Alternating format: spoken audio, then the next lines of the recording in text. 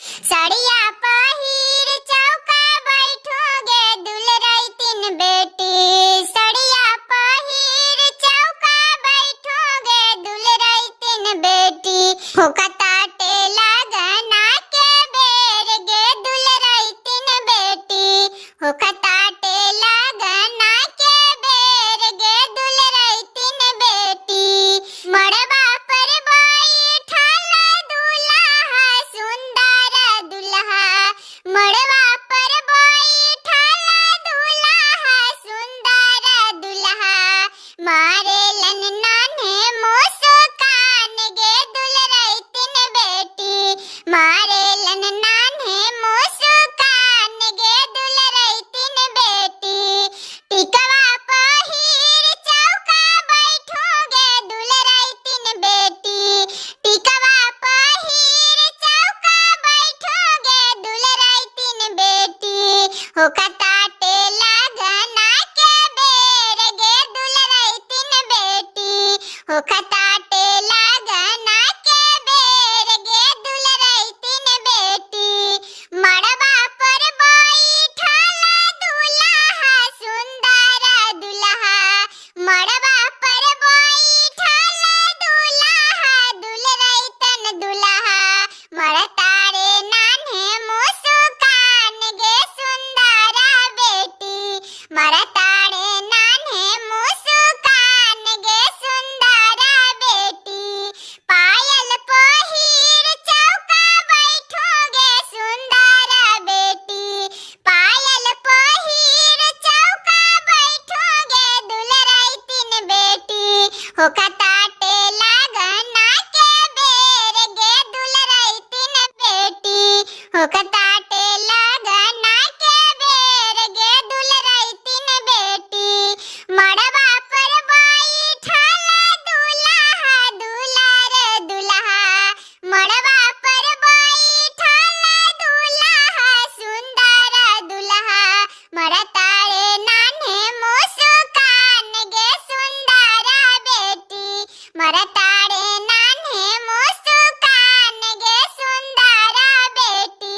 घोड़ावा चढ़ले यावन दुल्हा श्री राम बेटी बाबाजी के बाग।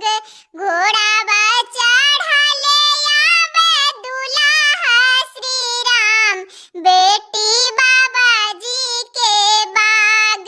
पड़ी गए सीता के राम पर नजर बेटी बाबाजी के बाग।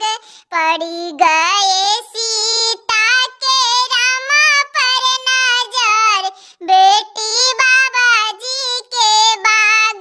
पड़ी गए सीता के राम पर नजर बेटी बाबाजी के बाग। टुकुर टुकुर देखे सीता अखिया समाय बेटी बाबाजी के बाग।